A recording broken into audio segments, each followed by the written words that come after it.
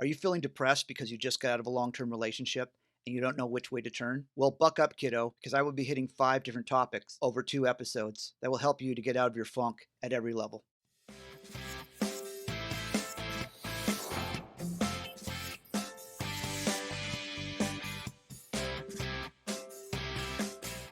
Hi, my name is Andrew Chase, and I have a master's in spiritual psychology, and I do advice videos based around fitness, spirituality, interviewing, and mental health, among other things.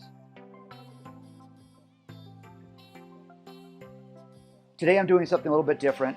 I was in one of my Facebook groups and someone was talking about how they just came out of a 22-year relationship, a marriage. They're in their 50s now and they're just wondering what to do with their lives. And a lot of suggestions were to take testosterone or pharmaceuticals such as antidepressants. And I'm not saying that won't help. I'm here to talk about alternatives. The longer you're in a relationship, the longer it takes to get back to yourself. Here's the thing to remember. When you come out of a relationship, you're still the same person that you came into the relationship as. So all that stuff that you brought to the relationship is still there, but it gets further and further tucked away because when you're in a relationship, your focus isn't just on yourself. The focus is on the relationship. And a lot of times, the longer it goes, that neither party knows where one ends and the other begins. Key thing is, once the relationship ends, is to remember that everything you brought to that relationship is still there. It's just been in storage, so to speak. After the relationship, where you're heading into storage to take out all that stuff, this is the time that it's really important not to jump into another relationship, because the only thing that's going to do is you're going to take that storage from one location and put it into another. And you're still going to have to deal with it at some point. And it's a lot easier to deal with it when you're by yourself or not in a relationship than it is when you're in a relationship. And that's why most relationships end anyway. People haven't dealt with that aspect of themselves. And so a lot of times people coming out of the relationship are so confused and they're misplacing their anger and hurt. They're projecting onto the person they were in the relationship with. Only thing that does is keeps you in the same place. That doesn't help you move on because it's not about them. It's about you and the stuff that you brought to that relationship and how you can help heal the stuff that you've already had the whole time and just kept in storage, so that the next relationship you have will be just a little bit smoother. Because if you don't do the work in between, then you're just piling on it. And that's why they call it the honeymoon stage. Because the next relationship, everything's going to seem better just because you were in so much pain for so long. But remember, if you don't do work on yourself, it's going to be the same you pulling in this next person that pulled in the person before. I mean, this is Psychology 101. You think he's gone? He's not gone! That's the whole point! He's never gone! Is this some radical new therapy? You see? I'm not a licensed therapist.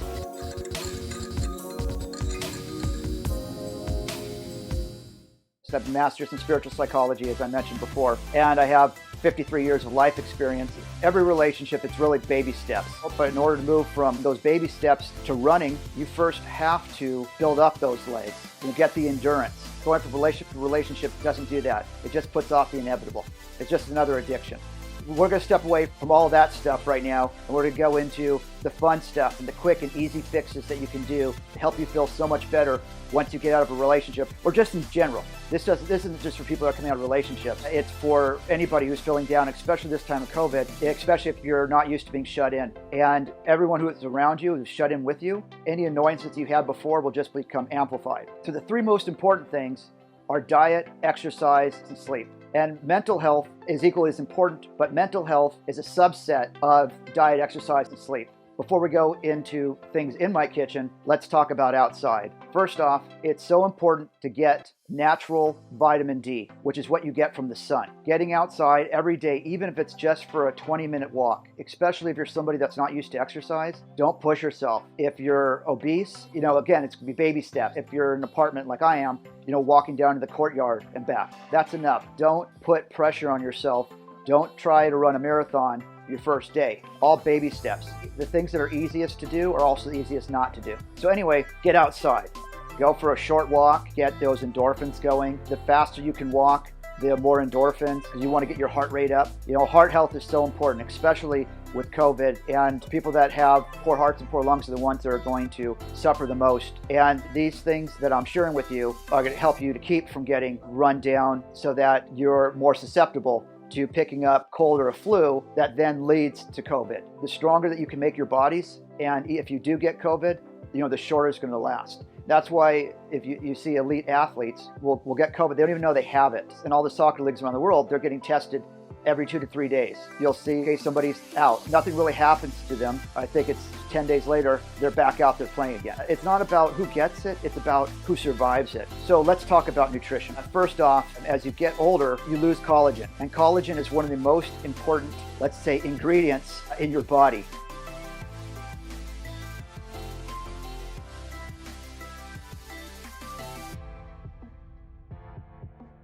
And so as you get older, your body generates less and less, but you always need collagen. And the best way to get it without paying for it is sleeping. The most important time is between 10 and 2, because that's when your body regenerates the collagen. So if you're going to sleep 2 in the morning, doesn't matter if you sleep 8 hours, that's not going to help. And from what I've read, every hour after midnight that you go to sleep, you need an additional hour. So if you need 8 hours of sleep and you go to bed at 1 o'clock, you're going to need 9 hours. So that cuts into your productive hours of the next day if you're getting that much sleep. So let's talk about collagen. The best way to get it, besides sleep, but to add it to your diet is through bone broth. And I follow the keto diet.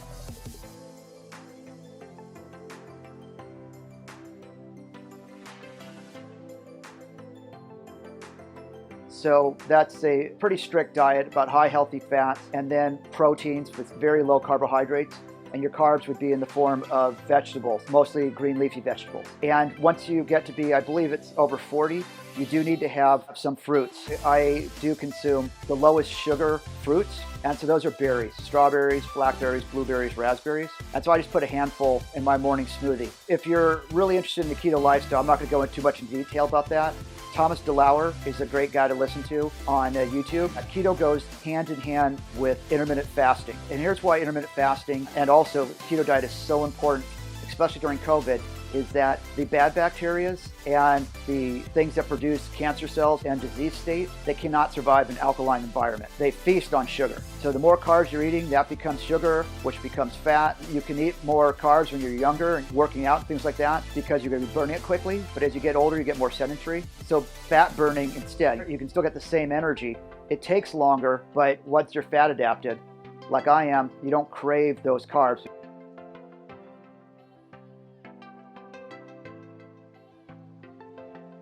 I remember I used to be a sugar fiend, and it was just like heroin. Coming off of it, withdrawals, headaches, things like that. You have to understand that, especially when you're in a relationship and you're by yourself, you're feeling lonely, the sugar is going to have adverse effects on your brain chemistry, and it's going to make you more depressed, and it's going to give you darker thoughts. So you want to clean that out. You want to cleanse your entire body, and that's something I focus on, from the physical to the psychological to the spiritual, just trying to live as clean as possible. And it's not easy. It's just making decisions, making choices each day. That's what's more important to you. If you can't get out of bed because you're too depressed, then there's a sign right there. And depression leads to making more poor choices, and then you just get further into that depression. So the reason being fat adapted, living the keto lifestyle, bleeds into intermittent fasting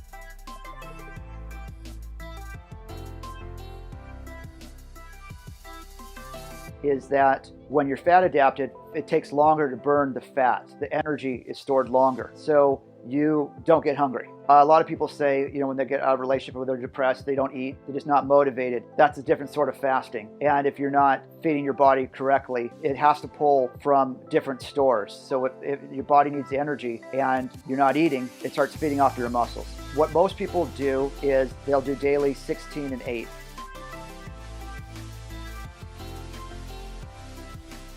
16 hours a day or night where you don't eat, and then an 8-hour window where you can eat. At 40 and over, you have to be careful about not slowing your metabolism down more than it already is.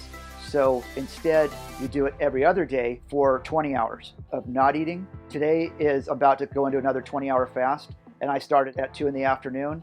And that means I can start eating again at 11 the next day. And then I'll, from 11 o'clock tomorrow until 2 o'clock the next day, I'll be able to eat when I want. But that thing about being fat adapted is that you're just not going to be hungry. It's great in that sense. You get more work done when you're eating less because you have more time to do other things. However, you just want to be careful about not losing out on the joys of eating. And I'm actually eat very little animal products. Bone broth is the one animal product that I have daily. And that's the number one way to get collagen back in your body. And while we're on that, for those that don't like to drink bone broth, it's chicken, beef, or turkey, then you can just put this in any drink. It has no taste to it. That's one I get over at Whole Foods, and it's 2 scoops a day. Put in your smoothie, put in whatever drink you have, and it's got 20 grams of collagen per serving. This helps with skin, hair, nail, and joint support, skin hydration, elasticity. So just make sure you get your collagen. This is very, very important. And over here I got my macadamia nuts. These are the highest fat nuts that you can have. I mean, you just want like a handful a day.